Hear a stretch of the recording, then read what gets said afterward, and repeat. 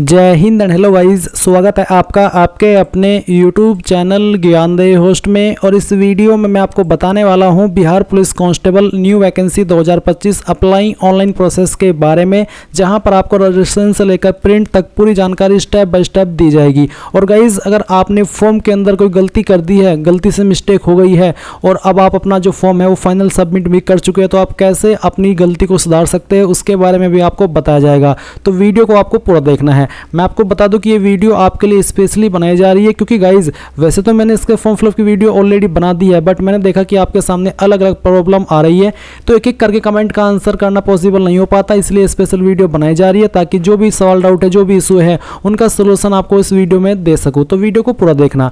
अगर आपने अभी तक वीडियो को लाइक शेयर नहीं किया कर दीजिए, चैनल के ऊपर नहीं है तो चैनल को सब्सक्राइब करके बेल आइकन ऑन कर लीजिए। फिर गाइज जो लिंक मैंने आपको वीडियो के डिस्क्रिप्शन में दिया है आप ओपन करेंगे। ओपन करने के बाद आपको जानने को मिलेगा कि इसमें 19,838 वैकेंसी निकाली गई है और कैंडिडेट इसमें 12वीं पास अप्लाई करेंगे, और वो भी ऑल इंडिया से। बस ऑल इंडिया से जो कैंडिडेट अप्लाई कर रहे हैं, यानी कि बिहार के अलावा अन्य स्टेट से, वो चाहे अपनी स्टेट में किसी भी कैटेगरी से है, पर वो इसमें यहाँ पर जनरल कैटेगरी के अंदर कंसिडर किए जाएंगे। इसके लिए उनको यहाँ पर फिर एप्लीकेशन फीस 675 रुपये पे करनी होगी। और जो आप ये फॉर्म है वो आप 18 अप्रैल 2025 तक भर पाएंगे।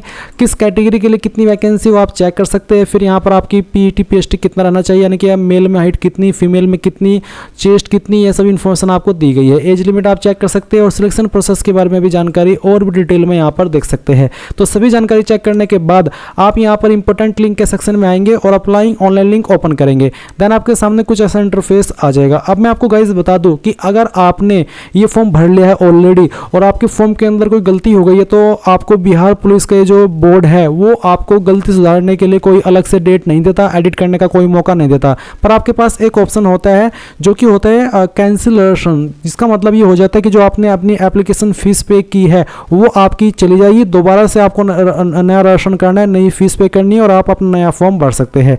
यानी कि उस फॉर्म को तो एडिट नहीं कर सकते।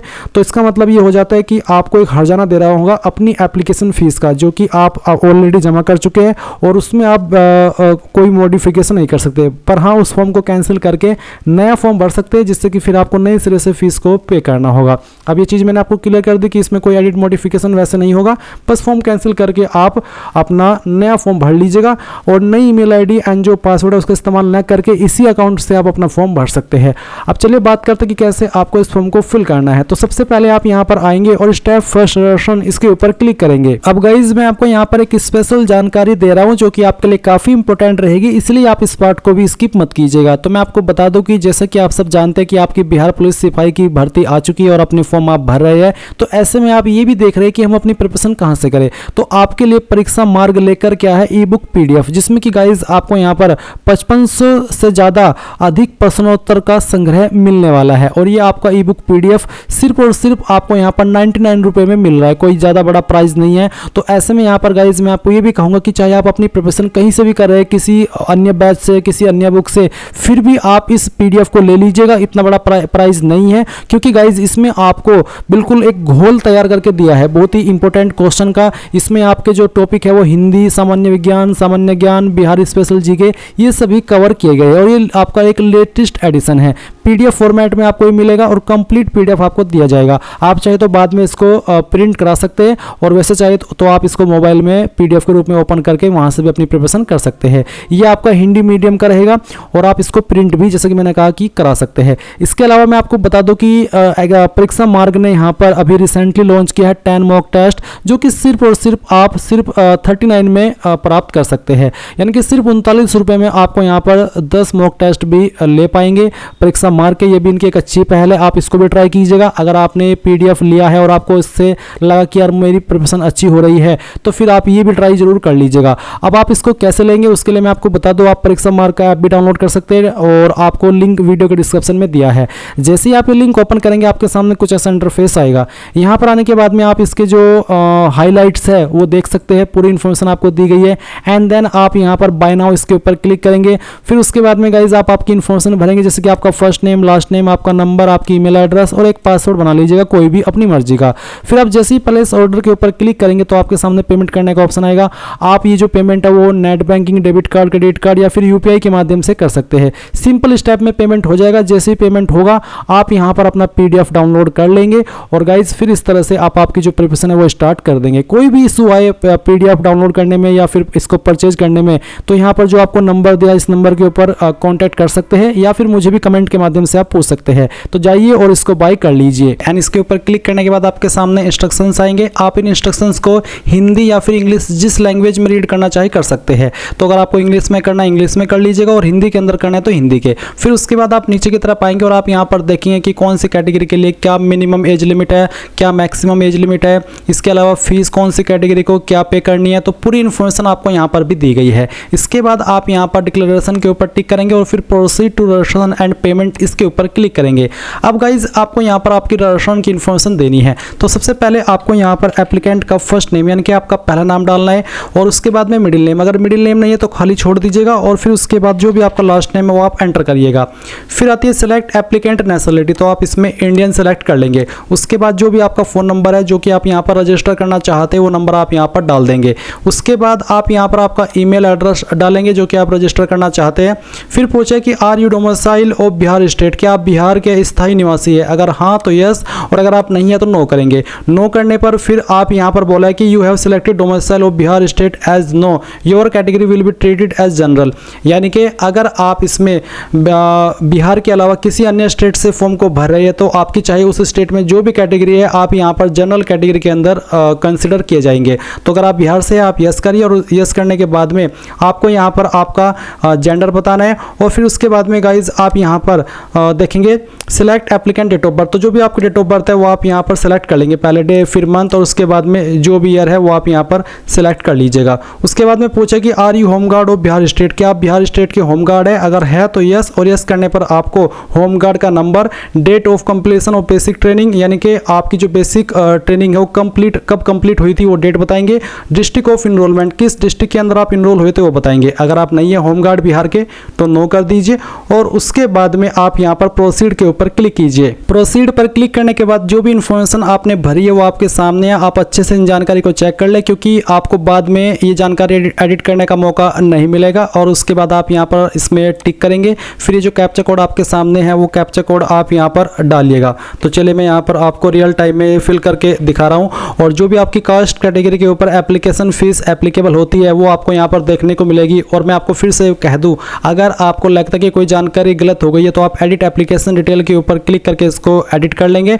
और अगर आपको लगता है कि हाँ एक एक इन्फॉर्मेशन मैंने अच्छे से चेक कर ली और सभी इन्फॉर्मेशन सही है तो आप मेक पेमेंट के ऊपर क्लिक करेंगे और यहाँ से ओके कर देंगे। उसके बाद आपको यहाँ पर पेमेंट के पेज पर ट्रांसफर किया जाएगा। आप आपके application fees debit credit card, SBI corporate credit card, internet banking, UPI इनमें से जिस माध्यम का इस्तेमाल करके जमा करना चाहे कर सकते हैं। तो फीस जमा कर दीजिए और उसके बाद जो आगे का प्रोसेस हो मैं आपको दिखाता हूँ। अब गाइज आप यहाँ पर देखें कि आपका जो एप्लीकेशन फीस हो सबमिट हो चुका है और आप यहाँ पर एप्लीकेशन फी रिसिप्ट के ऊपर क्लिक करके अपनी फीस की रिसिप्ट ले लेंगे या फिर इसको पीडीएफ के रूप में सेव कर लेंगे या फिर इसका स्क्रीनशॉट ले लेंगे क्योंकि ये बहुत ही इंपॉर्टेंट इन्फॉर्मेशन है और आपको बाद में भी काम आएगी। तो ये करने के बाद में अगर आप यहाँ पर इस वाले इंटरफेस पर आ जाते हैं तो आपको अगेन जो अप्लाई ऑनलाइन लिंक है वो ओपन करना है और उसके बाद में स्टेप 2 ओपन कर लेना है। स्टेप 2 ओपन करने के बाद में जो भी आपको रजिस्ट्रेशन आईडी मिली है वो यहाँ पर डालिए या फिर जो नंबर आपने आपका रजिस्टर किया वो यहाँ पर डालिए और जो आपकी डेट ऑफ बर्थ आपने अभी इसके अंदर भरी है वो डेट ऑफ बर्थ आप सिलेक्ट कर लीजिए।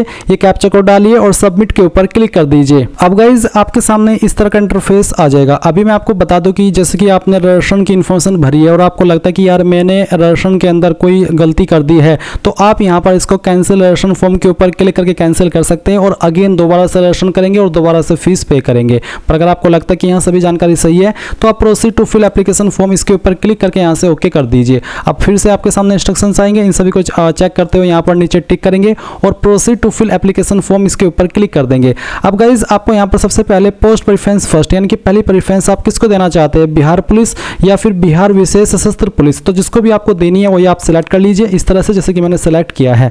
फिर आप यहाँ पर आपका फादर नेम एंटर करेंगे। ये नाम भी आपको आपके 10th के सर्टिफिकेट के अकॉर्डिंग भरना है। उसके बाद जो आपकी माताजी है उनका नाम आपको देना होगा। फिर बताइए मैरिटल स्टेटस, तो आपका जो भी स्टेटस है जैसे कि अनमैरिड, मैरिड, डाइवोर्स्ड जो भी है वो आप यहाँ पर सिलेक्ट कर लीजिएगा। दीजिएगा। सिलेक्ट आइडेंटिटी कार्ड टाइप, इनमें से कोई एक आईडी आपको देनी है, जैसे कि Aadhaar card, PAN card, voter ID, passport, और इनमें से कोई एक आईडी आपके पास होनी चाहिए क्योंकि अदर का ऑप्शन यहाँ पर नहीं दिया। तो जो भी आईडी आपके पास इनमें से है वो यहाँ पर सिलेक्ट कर लीजिए और फिर एंटर आइडेंटिटी कार्ड नंबर के अंदर उस आईडी का नंबर डाल दीजिए। 6 पॉइंट है एंटर आइडेंटिफिकेशन मार्क, आपकी बॉडी के ऊपर वो निशान जिससे आपकी बॉडी की पहचान होती है। ये निशान आपकी बॉडी के ऊपर कहीं पर भी हो सकता है। अगर आपकी बॉडी के ऊपर ढूंढने के बाद भी कोई परमानेंट निशान नहीं है तो आप नो मार्क लिख दीजिएगा क्योंकि ये ऑप्शन फिल करना अनिवार्य है। फिर पूछे are you a ward of freedom fighter, यानी कि क्या आप जो फ्रीडम फाइटर थे उनकी फैमिली से बिलोंग करते हैं, अगर हाँ तो यस, नहीं तो आपको नो करना है। अब आपके सामने एजुकेशनल क्वालिफिकेशन आ चुके हैं। तो सबसे पहले आप यहाँ पर 10th की इन्फॉर्मेशन भरेंगे। 10th आपने किस स्कूल, किस बोर्ड या फिर किस यूनिवर्सिटी या फिर किस इंस्टीट्यूट से की है। तो बेसिकली इनमें से किसी एक की इन्फॉर्मेशन आपको देनी है। तो मैं यहाँ पर बोर्ड की इन्फॉर्मेशन दे रहा हूँ तो मैंने यहाँ पर बोर्ड लिख दिया। फिर आते हैं पासिंग सर्टिफिकेट नंबर या फिर मार्कशीट नंबर, यानी कि जो भी आपकी 10th की मार्कशीट है उसका नंबर डाल दीजिए या फिर जो सर्टिफिकेट नंबर है वो यहाँ पर डाल दीजिए। कोई एक चीज़ आपको भरनी है। सर्टिफिकेट इशू डेट या फिर मार्कशीट इशू डेट, कब आपका सर्टिफिकेट इशू हुआ था या फिर आपकी मार्कशीट इशू हुई थी वो आपको यहाँ पर सिलेक्ट करना है। तो चलिए मैं आपको यहाँ पर ये सिलेक्ट करके इस तरह से दिखा रहा हूँ। सेम वे में आप 12वीं की इन्फॉर्मेशन भरेंगे। 12वीं आपने किस बोर्ड से किया उस बोर्ड का नाम यहाँ पर लिख दीजिए। उसके बाद में जो आपका 12वीं का मार्कशीट नंबर है या फिर सर्टिफिकेट नंबर है वो यहाँ पर डाल दीजिए। किस डेट में आपने पास कर ली थी वो आप यहाँ पर सिलेक्ट कर लीजिए। मैं सभी इन्फॉर्मेशन डेमो के लिए भर रहा हूँ, आप आपकी यहाँ पर रियल इन्फॉर्मेशन भरिएगा। इसके बाद आप देखेंगे नीचे ग्रेजुएशन और पोस्ट ग्रेजुएशन। तो अगर आपने ग्रेजुएशन की है आप इसकी इन्फॉर्मेशन भर दीजिए, नहीं किया तो आप इसको खाली छोड़ दीजिए। अब आती है एड्रेस डिटेल। तो सबसे पहले आप यहाँ पर परमानेंट एड्रेस फिल करेंगे। तो आपका हाउस, फ्लैट, प्लॉट नंबर क्या है वो यहाँ पर भरेंगे। स्ट्रीट, मोहल्ला क्या है वो आप यहाँ पर लिख देंगे। आपके घर की पहचान किससे होती है उस लैंडमार्क के बारे में लिख देंगे। विलेज, टाउन कौन सा है वो यहाँ पर लिख देंगे। पोस्ट ऑफिस क्या है वो आप यहाँ पर भर देंगे और फिर यहाँ पर जो आपकी स्टेट है वो सिलेक्ट कर लेंगे। क्योंकि मैं इसको बिहार से भर रहा हूँ तो मेरे सामने बिहार का ऑप्शन आ रहा है। अगर आप इसको बिहार के अलावा अन्य किसी स्टेट से भर रहे हैं तो फिर आपको यहाँ पर अन्य स्टेट के ऑप्शन देखने को मिल जाएंगे। अब यहाँ पर जो आपकी डिस्ट्रिक्ट है वो आपको सिलेक्ट कर लेनी है। उसके बाद में आप यहाँ पर जो आपका पिन कोड है वो डाल देंगे। फिर आपके सामने एक ऑप्शन है whether it is a same as permanent address, यानी कि क्या आपका परमानेंट एड्रेस और प्रेजेंट एड्रेस सेम है। अगर सेम है तो यस कर दीजिए, अगर अलग है तो नो करके अलग से अपना प्रेजेंट एड्रेस भर दीजिए क्योंकि कोरेस्पोंडेंस एड्रेस को प्रेजेंट एड्रेस कहते हैं। फिर आप नीचे की तरफ आएंगे, यहाँ पर देखेंगे डिक्लेरेशन ऑफ क्रिमिनल केसेस। तो कुछ सवाल आपसे पूछे जैसे कि have you ever been banned by UPSC, SSC और एसपीएससी और सीएसबीसी और एनी रिक्रूटमेंट बोर्ड, यानी कि क्या आप इनमें से किसी बोर्ड के द्वारा ब्लैक लिस्ट या फिर बैन किए गए हो कभी भी एग्जाम में बैठने से। अगर हाँ तो यस, नहीं तो आप नो करेंगे। अगला सवाल है क्रिमिनल प्रोसीडिंग डिटेल का। तो सवाल है कि वेदर एनी एफआईआर और criminal case has ever been registered against you, क्या आपके ऊपर कभी कोई एफआईआर या फिर कोई क्रिमिनल केस दर्ज हुआ है कभी भी पूरी लाइफ में। अगर हाँ तो यस, नहीं तो आप नो करेंगे। फिर है have you ever been arrested detained in any criminal case, क्या आप कभी किसी केस के अंदर डिटेन यानी कि हिरासत में ले गए हो या फिर अरेस्ट किए गए हो। भले आपके ऊपर एफआईआर दर्ज ना हुई हो पर अगर आप हिरासत में या फिर अरेस्ट किए गए हो तो भी आप यहाँ पर यस कर सकते हैं, नहीं तो आप नो करेंगे। एक और सवाल है कि whether any criminal complaint case और एफआईआर और क्रिमिनल केस आपके ऊपर पेंडिंग है कोई कोर्ट के अंदर। अगर हाँ तो यस, नहीं तो आप नो करेंगे। फिर है कि क्या आप कभी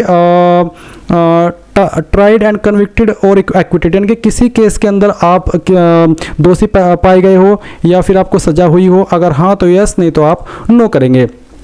इसके बाद में एक और सवाल है कि have you ever been tried and convicted by the court by filling any bond for good behaviour etc, यानी कि गुड बिहेवियर के लिए क्या आपने कभी कोई बॉन्ड फिल किया है। अगर हाँ तो यस, नहीं तो आप नो करेंगे। तो बेसिकली आप इन सभी ऑप्शन में नो करेंगे। इसके बाद देखेंगे फोटो एंड सिग्नेचर। फोटो के लिए आपको बोला है कि आपका फोटो 2 महीने से पुराना नहीं होना चाहिए। File must be JPG only, यानी कि फाइल टाइप जेपीजी का होना चाहिए। क्वालिटी आपकी फोटो की गुड होनी चाहिए। इसके अलावा फोटो का साइज 500 KB से कम रहना चाहिए। एंड किस तरह का फोटो एक्सेप्ट होगा वो आप यहाँ पर देख ही सकते हैं। अब आपको चूज फाइल के ऊपर क्लिक करना है और जहां पर भी आपकी फोटो फाइल है वो आपको सिलेक्ट करनी है। मैं इस फॉर्म को डेमो के लिए भरा हूं तो मैं यहाँ पर एक रैंडम फाइल सेलेक्ट करता हूं, ओपन करता हूं, इस तरह से फोटो आ जाएगा। फिर आप यहाँ पर सिग्नेचर अपलोड करेंगे, पहले इंग्लिश वाला और फिर आपका हिंदी वाला।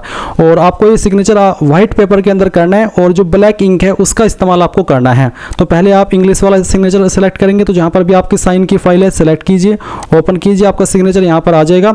उसके बाद में जो आपका सिग्नेचर हिंदी वाला है वो हिंदी वाला सिग्नेचर आप सेलेक्ट कर लेंगे। मैं इस फॉर्म फॉर्म को डेमो के लिए भरा हूँ तो मैं यहाँ पर एक रैंडम फाइल ही सिलेक्ट कर लेता हूँ, क्योंकि मैं सिर्फ आपको भर करके दिखा रहा हूँ। पर आप यहाँ पर आपका हिंदी का सिग्नेचर, बेसिकली हिंदी में आपको नाम ही लिखना होता है, हिंदी का कोई सिग्नेचर होता नहीं, सिग्नेचर तो इंग्लिश में ही होता है। और उसके बाद आप यहाँ पर प्रोसीड के ऊपर क्लिक करेंगे। अब गाइज आपने जो भी जानकारी अभी तक भरी है उसका प्रीव्यू अगेन आपके सामने आप एक एक करके सभी इन्फॉर्मेशन चेक कर लें, और जब आपको लगे कि हाँ सभी जानकारी सही है तो ही आप यहाँ पर नीचे इसके ऊपर टिक करिएगा। और फिर जो आपके सामने कैप्चा कोड आ रहा है, कैप्चा कोड आप यहाँ पर फिल करिए। और उसके बाद में एक बार फिर से अगर आपको लग रहा है कि हाँ इन्फॉर्मेशन सही है तो ही आप सबमिट एप्लीकेशन करिएगा, नहीं तो एडिट डिटेल्स के ऊपर क्लिक करके उसको एडिट कर लीजिएगा। तो मेरी इन्फॉर्मेशन सही है मेरे अकॉर्डिंग, तो मैं यहाँ पर सबमिट एप्लीकेशन के ऊपर क्लिक करता हूँ और यहाँ से ओके कर देता हूँ। इसके बाद आप एक बार फिर से ओके करेंगे और आप देखेंगे आपका जो फॉर्म है वो फाइनली सबमिट हो चुका है और आपको आपकी रजिस्ट्रेशन आईडी मिल चुकी है। सेम इन्फॉर्मेशन आपको ईमेल और मैसेज के माध्यम से सेंड कर दी गई है। आप प्रिंट एक्नॉलेजमेंट के ऊपर क्लिक करेंगे और आपका जो फॉर्म का फाइनल प्रिंट आउट है वो इस तरह से ले लेंगे। अगर आपके पास प्रिंटर नहीं है तो इसको पीडीएफ के रूप में सेव कर लीजिएगा और बाद में प्रिंट कर लीजिएगा।